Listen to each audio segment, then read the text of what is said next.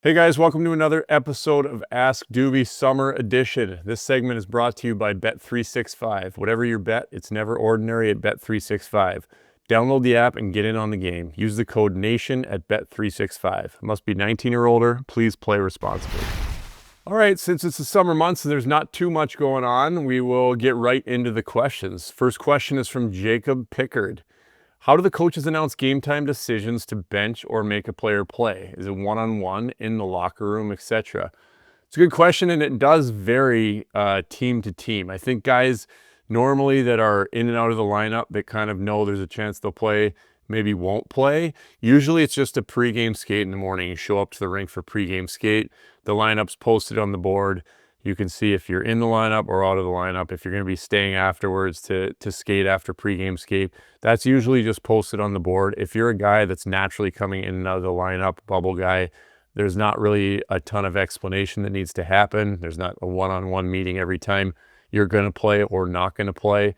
I think those one-on-ones start to happen if you're taking a guy out of the lineup who's not usually out of the lineup, who's a regular guy, maybe struggling, and he's going to be a scratch that's not usually a scratch, and that's going to catch him off guard.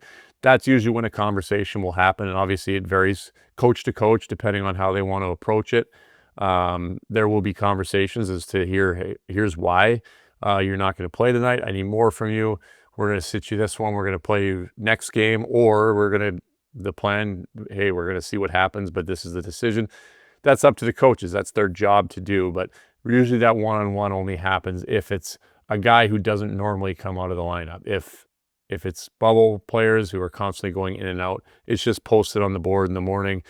You have a look, see what's happening, and see if you're going to get extra bag skated after practice or not. All right, next question. A little similar to the first one, a little more goalie-oriented. This is from GDog42. When the coach is adamant that they haven't made a decision on goaltending yet, for whatever reason, is that usually malarkey? Great word. Do the goalies know in a timely manner, or are they held in suspense as well? It's a great question. I think it, again, varies. I know for me personally, when I played just about every game my time in Minnesota, so I just assumed I was playing every game. A lot of times nothing was even said. I would just go to the rink. My name would be on the board. I just expected that I was playing every game. Usually it was more of letting me know when I was getting a night off or wasn't going to be playing a game. But when I was struggling sometimes or having a rough patch, and maybe the backup that I was playing with was going to start one that maybe wasn't on the schedule, or maybe potentially play two in a row, that's when it was always, that's when I'd always get the coach hasn't made a decision yet. So usually for me, when I got told the coach hadn't made a decision yet, it meant that I wasn't going to be playing a game that normally I would be playing. So I just kind of roll my eyes a little bit and be like, all right, we can just say what it is. We don't have to beat around the bush here and tiptoe. We can just say what it is. But that's the way it went for me. I think a lot of times with this, they don't try to keep the goalies in suspense the more often they can. I think when it's truly a 50-50 where they haven't made a decision, then some different thought processes going in. I think a lot of times when they say they haven't made a decision, they probably have, and they just don't want to release it to the media, to the public, and have these guys have to answer all these questions. Anytime you're in these situations, it's obviously because there's suspense to who's going to play, and it's maybe a controversy, or there's a lot of talk about it. And the more that they can avoid naming who that guy is, if it's going to cause more controversy or distraction, they want to keep that out. But most likely the goalies know at the time, because goalie's just never a position. You don't want to show up to the rink in the morning guessing if you're going to be playing or not. Myself, it's not like I'd sit and change much the night before a game. What I ate, I was pretty much on a routine no matter what I was doing, playing or not. But it's still nice to know, just going to bed, just that mental preparation, whatever you're going to do to have that game. So I don't think that there's very many times where they're going to let an actual game time decision for goalies go into game day. They're almost always going to know the day before. And in saying that, actually, funny story about my first ever start with the Oilers was Pat Quinn was the coach, and I had been around. I'd been up and down. I was on the bench. I sat on the bench backing up for gosh, I don't know, 20 games maybe in a row. Same routine. I knew I wasn't playing, was never told anything. I just hadn't played, hadn't got a start. I'd been in one game in Vancouver off the bench, and that was it. And so it was game day. Day of the game, we're playing at home against St. Louis. We have our pre-practice video meeting. Same as always, I'm half dressed, ready to go. As soon as the meeting ends, I put my gear on. I'm walking out to the ice to go do my extra beforehand, extra after, everything that a backup goalie does that's never playing a game. And as I'm walking out of the ice, Pat Quinn pokes his head out of his office and says, "Duber, you're going tonight." And that was morning of the game. And needless to say, my heart rate went from about whatever it was, 60 to about 190. And that one certainly would have been nice to know the night before, because it was a very, very stressful day, especially being my first start.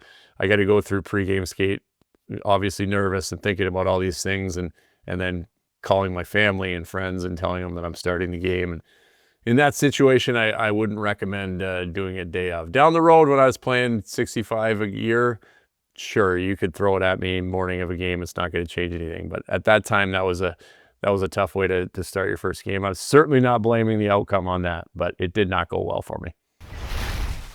All right, next question from K Jam. When you look back, considering the market, how did the public treat you around Edmonton? Great question. I don't really know what considering the market means, other than that it's a huge hockey crazed market. But I absolutely loved it. I played there in some trying times. We weren't a very good team. I was trying to figure it out. We were struggling year to year, and I still loved it. I think the people are just extremely passionate. They're great people. I grew up in Alberta. It felt like a type of a hometown kid growing up in Calgary, but I was an Albertan, and I know they are passionate and serious about hockey, but if you just talk to them like normal people and have a conversation with them, and it was easy for me because I grew up in Alberta, so they're fellow Albertans, and I spent a lot of time in Edmonton growing up, so it was easy for me to just talk to people, and the vast majority of the time people are very nice and they're supportive, and they're fans, and they want you to do well, and of course they want you to play better when you're not playing well, but everybody's very polite and kind when you're out if you just treat them like a person and have a conversation with them. And I've always loved Edmonton for that, and I've always loved going back too. It makes me feel like I did something really special when I was there, because people treat me very, very well when I come back there, and I appreciate it. I love going back, but I try not to remind them of our win-loss record when I was there. But definitely some great memories for me, even through the struggles, and it's always a special place for me to come back to. So I really love it there. All right, on to the next question from Dan the Fan. There's a lot of news about Carter Hart, and the Oilers. How hard would it be for a goalie who's been out of the game for 1.5 seasons to try to make a comeback? What should the reasonable expectations be?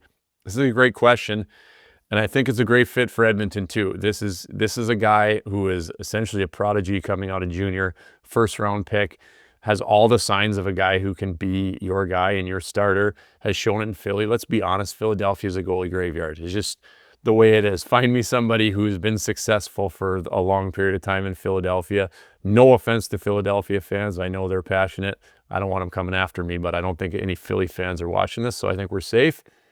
I think the potential is enormous for Carter Hart. I'm becoming a goalie coach now with my program, so when I went out to Chicago and skated with him. I skated him on the ice with my mentor as well, and watched him skate. And I can tell you that he has been training this entire time, and he looked great when we were on the ice. And listen, there will be some rust coming back wherever he does land. There will be some rust, but I don't think it's longer than a summer. But when you come back, it can come back very fast. There's some rust, there's some weird feelings, nerves, but it's really, when you've played hockey your whole life, he's played a lot of NHL games. I don't think there would be a long-term effect. I think that it would take a few, knock the rust off, but this is, to me, a very interesting and exciting situation, I think, for Edmonton. You have a hometown kid who, again, has an extreme amount of potential. He should be coming into his prime years if he's not in them. And this you wanted to upgrade, get a guy that can push Skinner and have the potential to replace him as the starter if Skinner's not playing as well. There's your guy. That's the perfect situation because he's going to be coming into, he's not going to be demanding a ton of money. I'm sure it's exciting for him to have the opportunity to play at home and also on the contender that the Oilers are. And you have a guy who can push and also potentially be your guy. He is still a young goalie as well. And you're going to get a cheap look at him. Whatever you do, it's going to be a very, very low risk situation, but you are getting a guy who has proven throughout his career coming into the NHL, a top prospect. He's got all the tools to be great, and I think it would be a pretty exciting opportunity for the Oilers if it all comes together. And next question from Morton Abel asks, what's your take on players having to do interviews after each playoff game? Would it not be better for them to stay in the bubble, all players as a tight-knit group, and do interviews when eliminated? I would assume some players lose focus when asked certain questions, especially goalies. First of all, not especially goalies. We're the tough ones. We can handle it. We can handle the questions, no problem. But honestly, I don't like the term bubble. That brings back bad memories from the bubble in 2020 in Edmonton. But no, I don't. I think that players need to do interviews. I think it's part of the job. It is 100% part of our job to be able to stand in front of the camera and talk about it. Listen, we play for ourselves and to win, and our teammates and all of these things, but we play in front of fans. We play for fans. We play because fans tune in and watch TV, and fans want to know how we're feeling and what we have to say. And that's part of sports. That's something that people want to see as part of sports. They want to hear their favorite player talk. They want to hear the guy that made a mistake talk. They want to hear the guy that got the overtime winner or made the game-saving stop, whatever these things are, or if he's struggling or playing well. All these things, it's all part of a fan experience and what people want to see. And we're selling a game, and that's our job, is to face the media, face the questions. Are there times where questions are unfair? Sure, but you can still face that. And part of growing and becoming a professional player and an NHL player and a star NHL player is being able to stand in front of a camera and answer the tough questions sometimes. And everyone's a grown man and a big boy and an NHL player, and nobody needs to go run and hide from the media or the cameras. And you see times when the media asks silly questions or asks the same question over and over. Connor McDavid in the playoffs this year, at one point, again, you could see him get frustrated with the question about defense because he said, we're defending. We're good at defending. We have been good at defending. Stop asking this question. And there are times like that where you get frustrated, but hey, you're allowed to snap back at them a little bit and let them know and have conversations. And if you can create a relationship with the media and the people that run it, they're trying to do their job. If everybody has respect for each other as far as questions asked and time given, it works smoothly, but it's an important part of the game. And some guys like to do it more. Some guys will do it more often. They'll give better answers. They'll get asked to do more interviews. Some guys that don't like it, they don't give much of an answer. They don't talk much. They're probably not going to get asked much anyway, so they can just give a couple crappy interviews, and then they won't be asked very much unless they do something really stupid to be in front of the camera. So again, it's part of it, and no, I do not think they should be sheltered from it. Well, that does it for another episode of Ask Dubey. Thanks for tuning in, guys. Again, submit your questions on any social media with the hashtag AskDubey, or submit your questions in the comment section below on this video. Keep them coming. The questions have been really good lately, so they're a lot of fun to answer, so please keep them coming. As always, this segment brought to you by our friends at Wilhauk Beef Jerky. Only the finest tasting meat products earn the Wilhauk name. Made from 100% pure Alberta beef, Wilhauk Beef Jerky is aged, seasoned, marinated, and smoked to savory perfection. So good. Wilhauk Beef Jerky gladly fills orders of any size. Find their beef jerky, sausage, and other products exclusively out of their Leduc location, or you can order online. Get your jerky on. For more info, go to wilhaukbeefjerky.com. What's up, Nation citizens? If you like that video, then you need to be subscribed to the Oilers Nation YouTube. Podcasts, live shows, exclusive interviews, and analysis. Everything you need from your favorite voices at Oilers Nation. And you don't want to miss any of it, so hammer that subscribe button.